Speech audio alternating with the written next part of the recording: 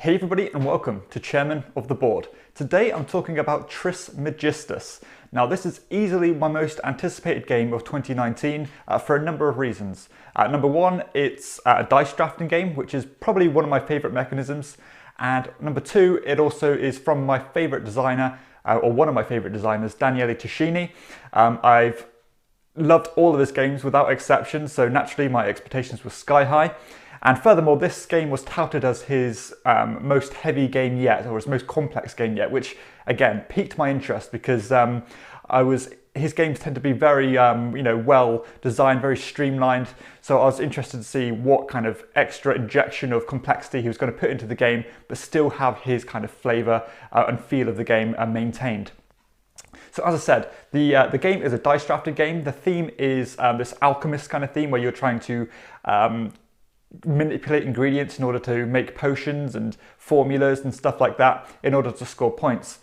It's a Euro style game, takes about 1.5 to 2 hours to play, but as I said, it is touted as his most complex game, and I would put this in the heavier bracket. A lot of people are saying this is extremely complicated and heavy, but I would dispute that, but I'll get into more of that later.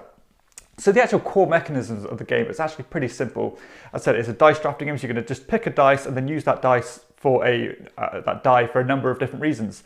But the cool thing about this is that not only the symbol of the dice is important, the colour of the dice is also important, and also the number of dice in that symbol's pool is important.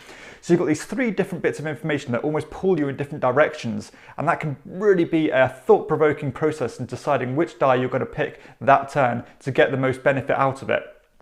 And you're going to use all these different bits of information for a number of different things, such as maybe bringing new ingredients onto your player board, or transmuting one ingredient to another, or maybe bringing in artifacts, or getting essences. And this might just sound like a bunch of jargon, but and the game is quite full of jargon and different kind of thematic words to identify things. But after a playthrough, you get your head around it, and it's not too bad. But from the face value, it might seem a little bit confusing. But if you think about it thematically, it all does make sense a lot. But yeah, as I said, the way you use these different things is so important, and the value of the dice in the pool is very important because that dictates your potency, and that potency determines the amount of actions you can take with that die. So, for example, it will take one potency to transmute one ingredient to another, based on the colour of the die, because when you go across these different tracks, you need the right colour to do so. You can spend 3 potency in order to get new artifacts, and those artifacts are put on your player board, and then when you transmute across certain routes, then you activate a certain ability or trigger an ability. So there's loads to think about. There's a great amount of engine building that goes into this. It really is brain burning, but in the most satisfying way. So yeah, in terms of its decisions, this game is absolutely as deep as the ocean. There is so much to think about at all times in the game. You just have to very carefully manipulate your board in order to fill these different potions. At the same time, you're trying to do different things as well, because when you complete a potion, you put it on a different slot, and that slot lets you unlock these different blocks which have one-off abilities on. And those abilities are put onto your Philosopher's Stone, which is another kind of engine building method where the way you line up these different blocks by unlocking these different potions, you can get further abilities. And it's just so satisfying, and just like the thought process of what you're going to do and when and how you're going to best use those dice in the right order in order to be as efficient as possible. It is just an absolutely crunchy game. And I think when you boil it down to the key decisions on, which dice am I taking and how am I going to use the potency, that's pretty much the crux of the game. There's no, I don't think there's any rules there for the sake of being there, which I think a lot of people are disputing. I'd say every one of those extra rules of complexity is more than warranted, because it adds a more than proportionate amount of depth to the game. So that's something I really want to kind of leave in my review of this, is that don't be put off by the spouting of people saying it's overly complex, it's overly fiddly, because it really is not. And the investment you're going to put into it is more than rewarded in what you're going to get out of it, because at the end of the day, this is a game that takes an hour and a half or just above to play. and the thought process and the meatiness of the game is just way exceeds that. You'd think this game would take 4 hours to play by how much goes into it and how many different elements there are. Another thing I should have mentioned as well is that in order to fill those potions, not only do you have to have the right ingredients, you have to be in the right level on these 4 different tracks, and these 4 different tracks are basically different masteries of different elements, and you get up those elements get up those tracks by transmuting and trading in these essences, which is another reason why you need certain dice, because to get those certain essences you need to use certain symbols to get them. Some are wild, the mercury one is used not only as a resource but also as an essence. So that's another kind of exception there, but it gives you a lot of flexibility in the game, and it's more than warranted to put it in there, which again I want to reiterate. So yeah, in terms of its decisions, this game is an absolute joy to play. There is so much to think about. You need to prepare yourself to get into that kind of mentality of, this is going to be a brain burner. I'm going to be absolutely, racking my brain on what I'm going to do best. And but when it does pay off, it is so satisfying. Just the way that one thing links into another, triggering your artifacts in the best way. Knowing when to refresh them. Another great decision of the game, which injects a huge amount of player interaction, is these reaction tokens. Because when it is someone else's go, you have these reaction tokens that you can voluntarily flip, and then you can almost piggyback off the action they're doing by using the dice that they've drafted. So if you've got a black die because you needed it, but you also need maybe one action using a white die, and your opponent's got a white die, then you can flip your reaction token and use his white die for one action, which is so good. It's such a great way of keeping players engaged, because you can't switch off, because you need to be on the ball and know what other players are doing. Absolutely brilliant there. The different strategies you can go in the game as well is fantastic.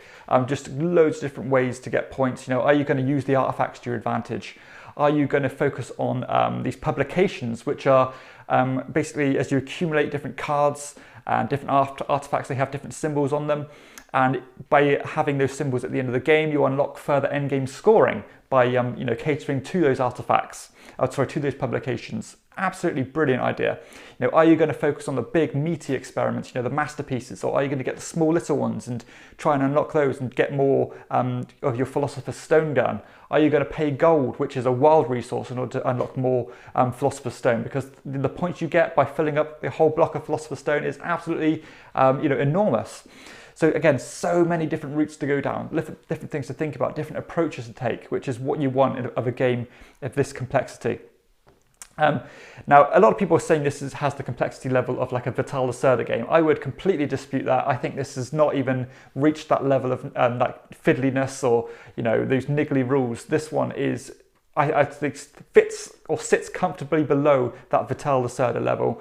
It's more than appropriate, and not rules for the sake of them, not mechanisms for the sake of it. So yeah, I would not be super off by the fact that this is going to be overly fiddly and overly hard to learn, because I taught this in about 15 minutes to different players, and they've more than happily adopted how the game works. Symbology as well I think it's actually really good. I mean, people on the forums are saying that there's way too much symbology, it's way too fiddly, and it's not. If you just look at it, maybe at a first glance you might need to look twice, but there's nothing there that's inappropriate. There's no need unnecessarily complicated symbology or anything like that. It's absolutely fine, and I can't understand where these people are coming from. So uptime as well is really good, because as you're using that different potency, you're pretty much just taking one little thing. You can plan on what you're doing, and it will go straight on to the next person. And when it is next person, as I said, with the reaction tokens, you need to be on the ball. So yeah, replayability excellent due to the different strategies you can go down. Uptime excellent. The time investment of the game excellent. The balance of the game absolutely amazing. Mechanism-wise, like I said, on the heavier end of things, a bit more complex than your average game, but still very well put together in that framework of the dice drafting. Brilliant. Aesthetically, I actually personally really like the way the game looks. I know a lot of people don't. It has a very kind of almost a clean design of the board. It's almost like a table and has just different bowls on them, a few different tracks. It's a very clean, simple design, but I think it fits the game really well. It's not needlessly busy or anything like that. And the player boards themselves, the kind of individual player boards, are really well designed. They're great quality and they fit everything in perfectly. You know, all your different Philosopher's Stones blocks, they move from one bit to another, and they show that you get discounts on future recipes when you unlock them. You know, it's a very kind of clean user interface. I love the way the artifacts fit in these different pot slots on the board. Absolutely brilliant. So yeah, very ergonomic piece. The only little dispute is that when you complete different potions, obviously they, as I said, they slot onto your board. But the colours don't quite match up with the cards. I think the black one is represented by a yellow one on the board. That's because the board itself is black. So I think it's just to stand out. But again, it's a minor dispute with the design of the game. But people were blowing this way out of proportion. Again, no idea why. So yeah, component quality, excellent. You know, you've got nice little custom dice that come with the game. The card quality is excellent. The board quality is fantastic. Yeah, I particularly like the player boards. And I love the artwork on the back of the cards. Just a really cool kind of magical, alchemical kind of feel to it. And it really does shine through. I love the way that the theme of the game, although there's not a lot of flavor text or anything like that in the game, just the mechanics or the mechanism of the game of just manipulating things around, it almost feels like a science experiment. And it just fits the theme of the game so well. And you know, sometimes when you think you can't do what you need to do, if you really do think about the way you do things and the order you do things, when you're going to piggyback, you can pull off more than you realise you can pull off. And considering the game is only 3 turns, and in each of those 3 turns you get 3 dice drafts, you know, that's a very few decisions in the game. I mean, that is not that much, and it goes very quickly. But as you get your engine building, knowing when to use those artifacts, you can really pull off a lot and achieve a lot and get a lot of mileage out of your dice, a lot more than you'd expect at first.